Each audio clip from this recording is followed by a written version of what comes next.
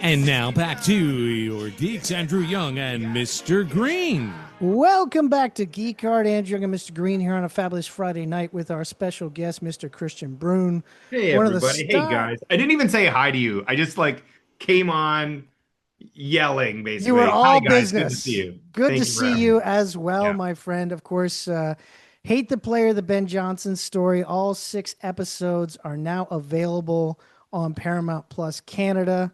Yeah. You, of course, play Charlie Francis in it. For people who haven't heard about the show or, the history behind this show, what is Hate the Player all about? It's, first of all, probably the most insane project I have ever worked on, and I've done some nutty shit. It is a wild mockumentary retelling of the Ben Johnson story, of his scandal, of his background, of where he came from.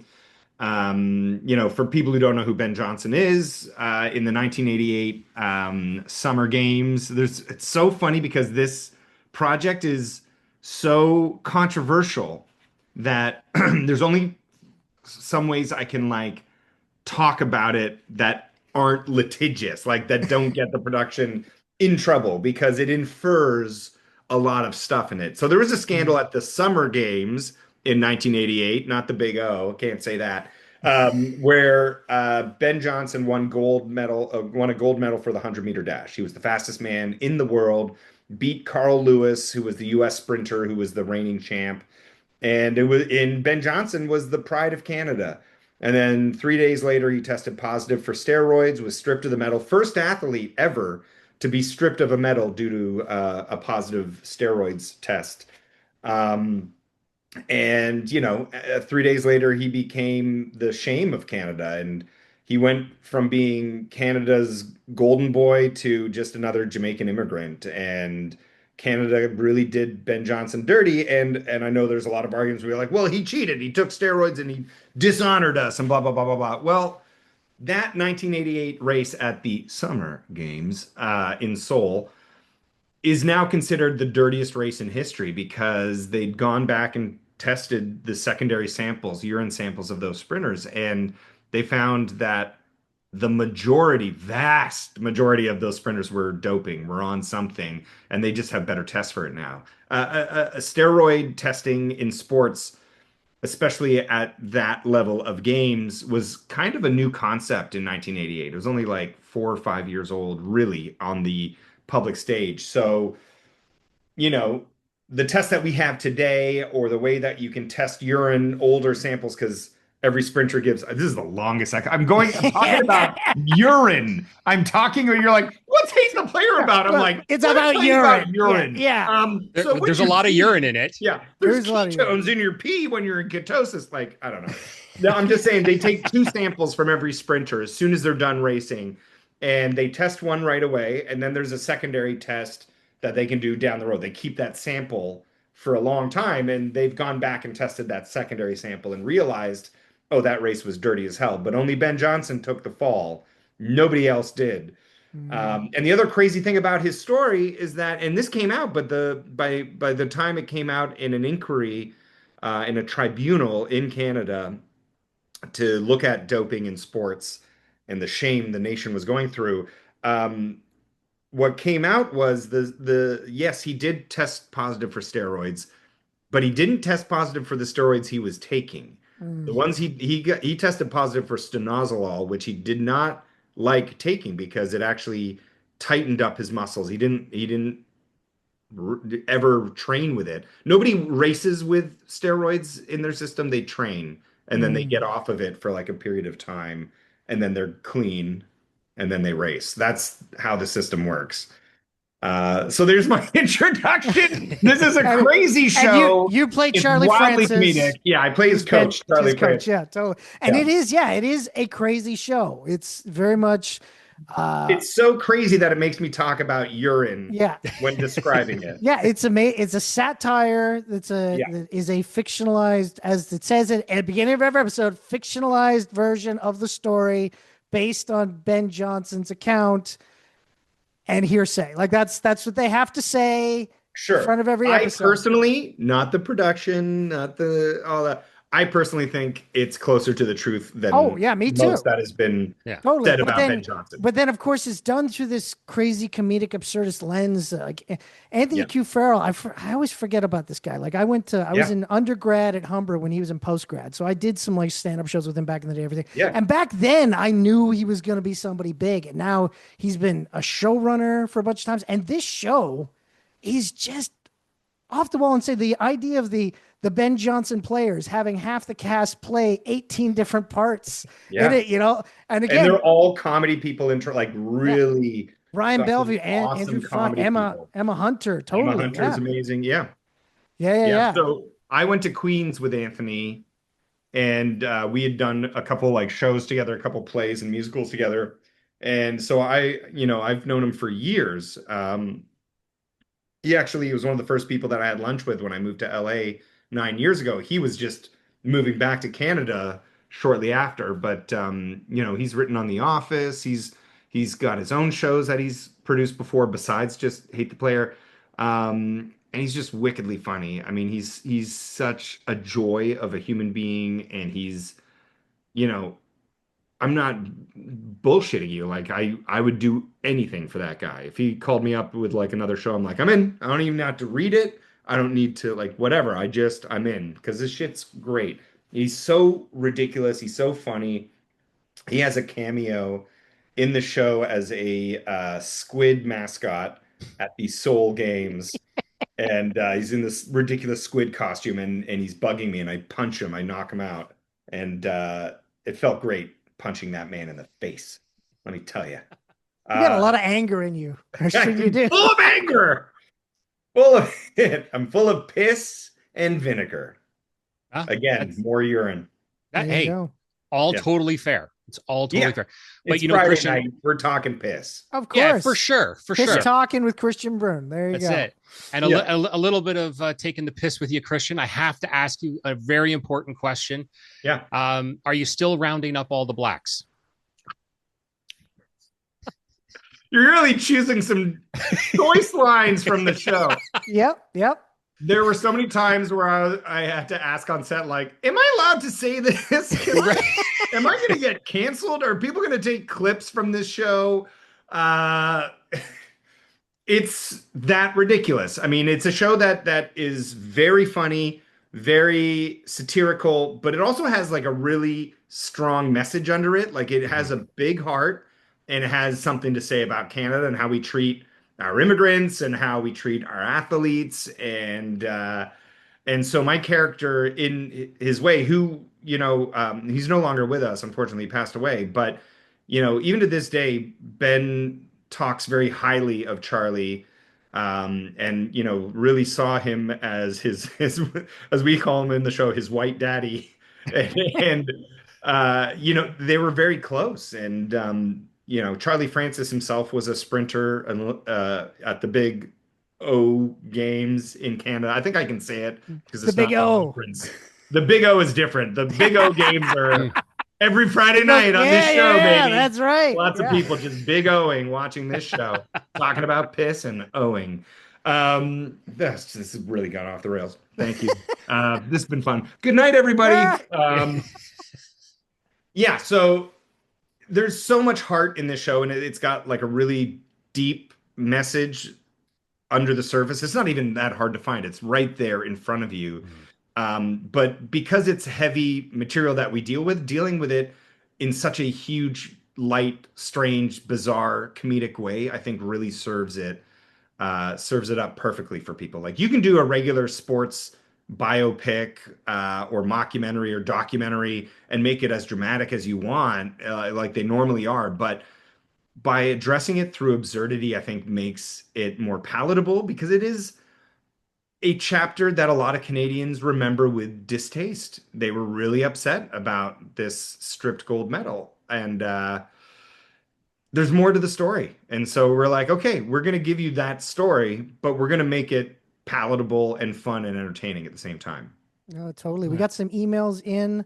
The first one from Brian W. that just says, Orphan Black, Orphan Black, Orphan Black, bring it back. Okay. They tried to. Guessing an Orphan Black fan. They did try to, you're right. They had that one season of, I didn't watch it. I'm sorry. I wished it well. I was Yeah. not a part of it. But who knows? Maybe Who knows? they've always kicked around the idea of like a film, like a follow-up film years later.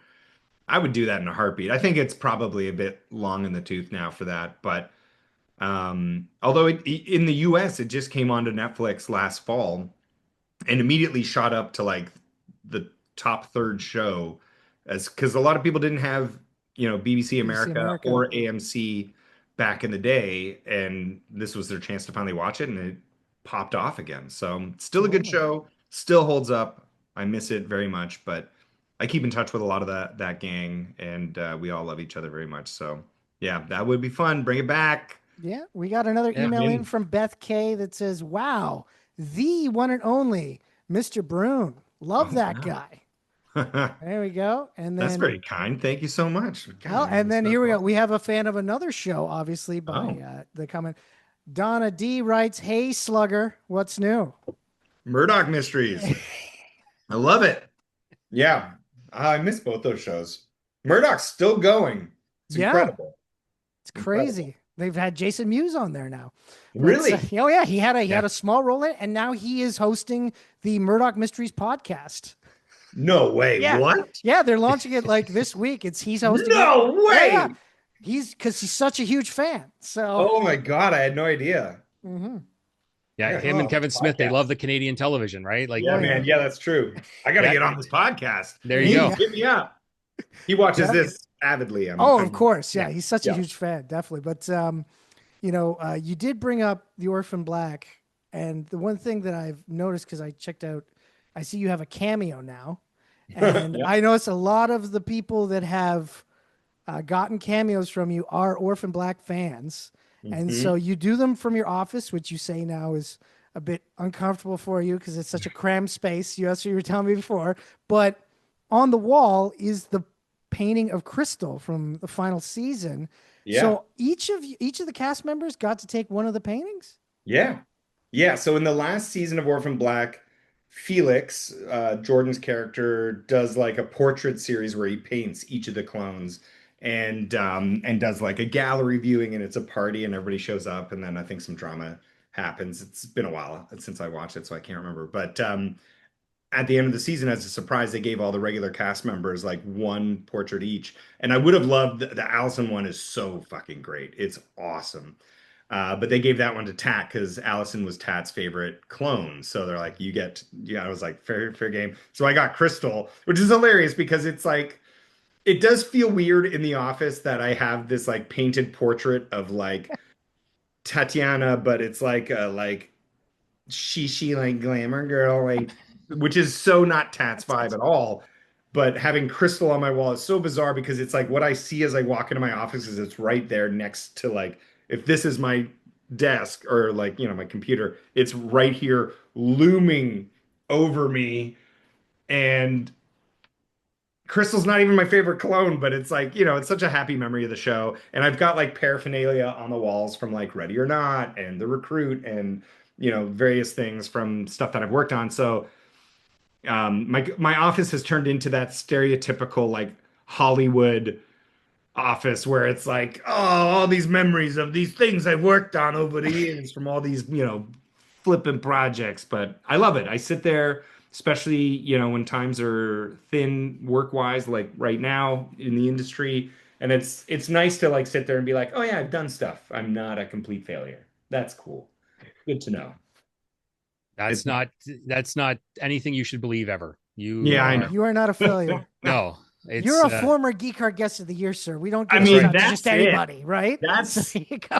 The residuals from that alone are paying for these smoothies that I make in my Vitamix. That's right. We pay you in Vitamix. So that's how we do. Yeah. Yeah.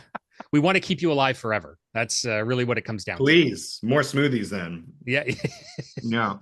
As you were, just to go back to Hate the Player, like as you were mentioning how the show handles things, it's one of those interesting things. As I was watching it, like I couldn't not laugh at almost everything, obviously, but then feel the pain, as you talked about, like is you guys do show some of the hardships of, the uncomfortable truths that some of us don't always want to Yeah. admit to, because I remember when it happened with Ben. I was one of those people, like in the days following, I was pretty mad and all that stuff. And Yeah. but then years later, to your point, like as you learn more about what happened, you kind of go, that's maybe not him so much. And Yeah. which is I'm glad that that's in there. And one of the things I wanted to ask you about is, I thought it was really interesting to find out how much Ben was involved with giving his Yeah. blessing and, and Oh, helping you yeah. guys out on the production. Yeah.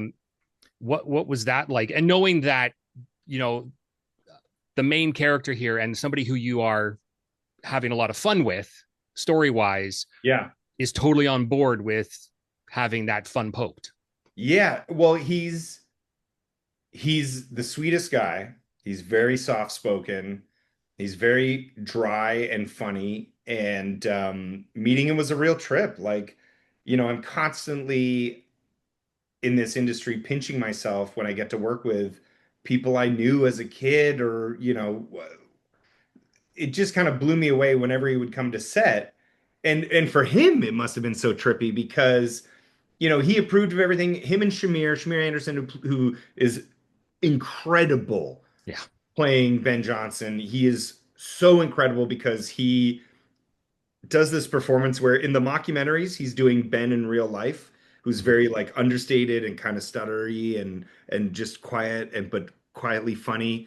And it's a very like knock on the head like version of Ben, like the Ben that you meet. That's Ben in real life. So when he's in interview mode in the mockumentary, that's Ben Johnson. And then when you go into his memories of like his telling of the story, Shamir's like this wildly comedic version of Ben that is so believable but really fun. Like to see Shamir have these comedic chops is like such a game changer, I think, even for his career, because he's more of a dramatic actor, or people think of him as like a serious actor. He is so funny, so silly, and so dedicated, this guy.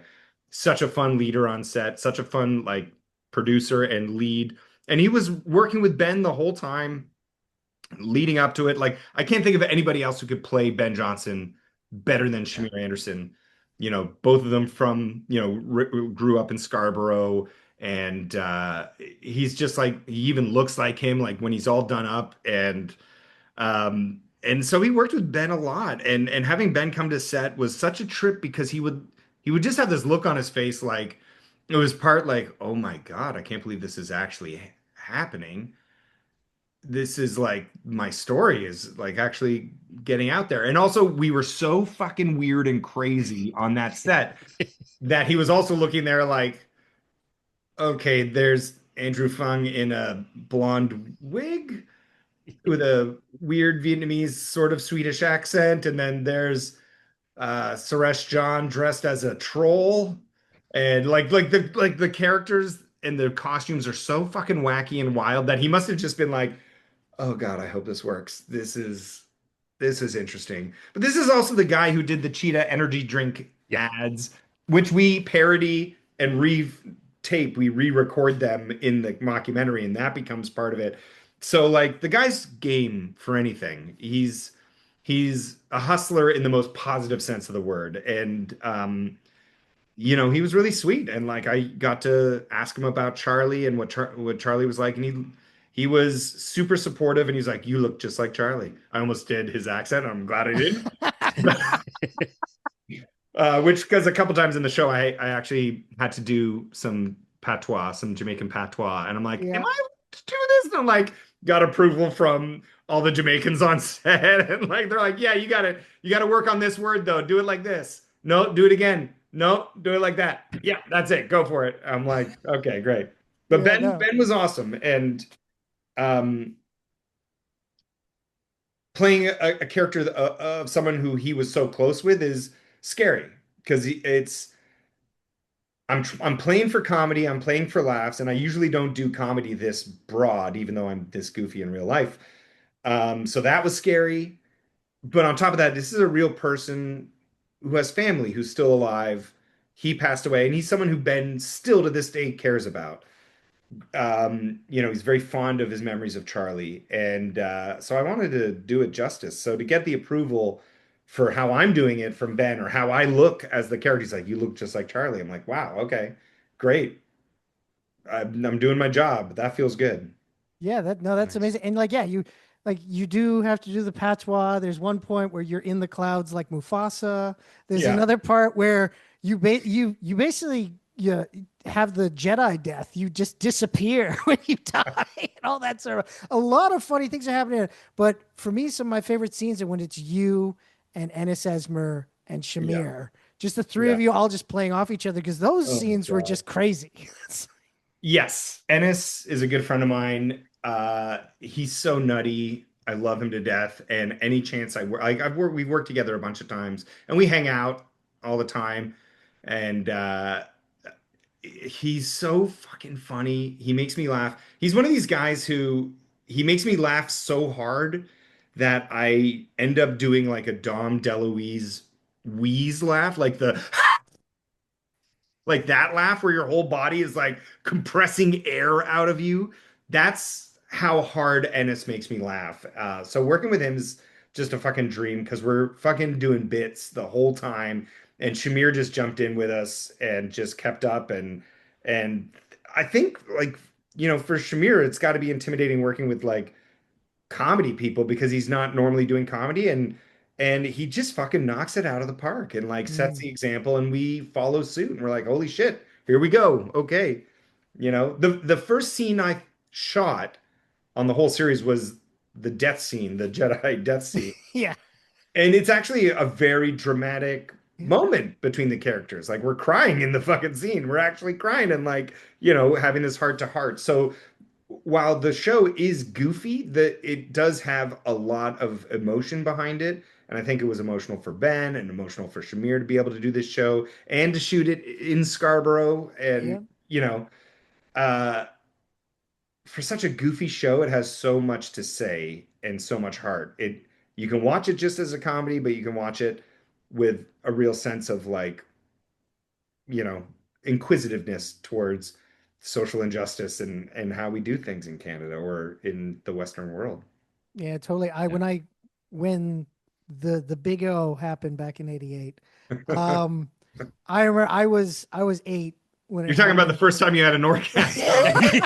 Yeah. He was When you only were 8 years eight in old. I was 8 years 1988, old. the Yeah, big yeah. O. Yeah, yeah, So yeah. yeah, but when that happened, I just remember that even watching the race, I did not like Carl Lewis.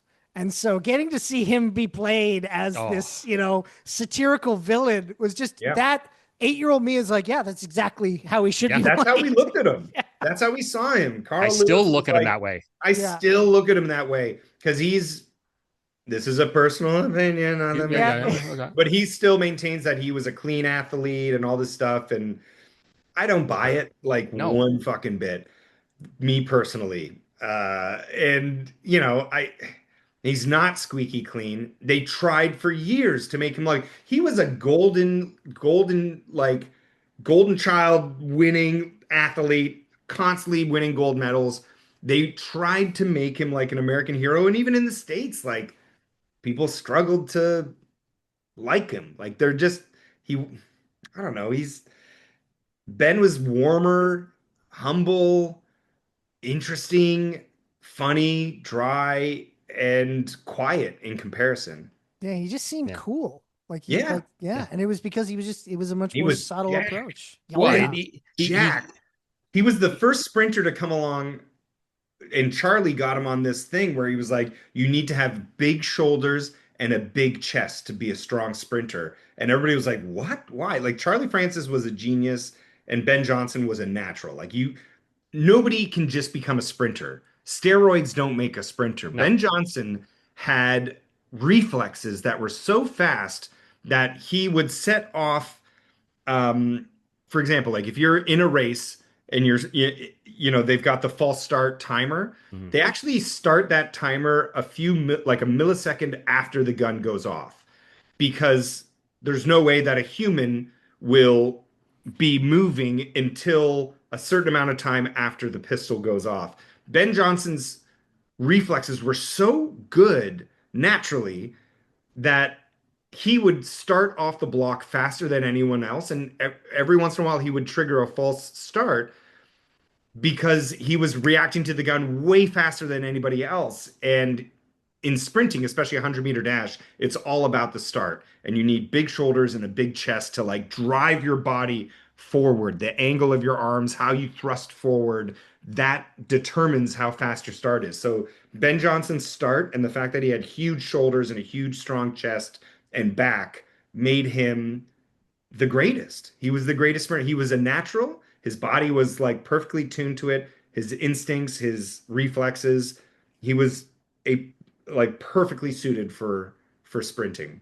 It was just a sport that was riddled with steroids. Yeah. Oh yeah. No, No, totally. And And Charlie hence why Francis would say to his sprinters, because he ran into controversy with his, I'm not going to sugarcoat it. Charlie Francis ran into controversy a few times in his career with athletes and steroids. And he would always introduce, himself to, or like the concept of working with someone. And he'd be like, do you want to start at the start line or do you want to start 10 meters behind?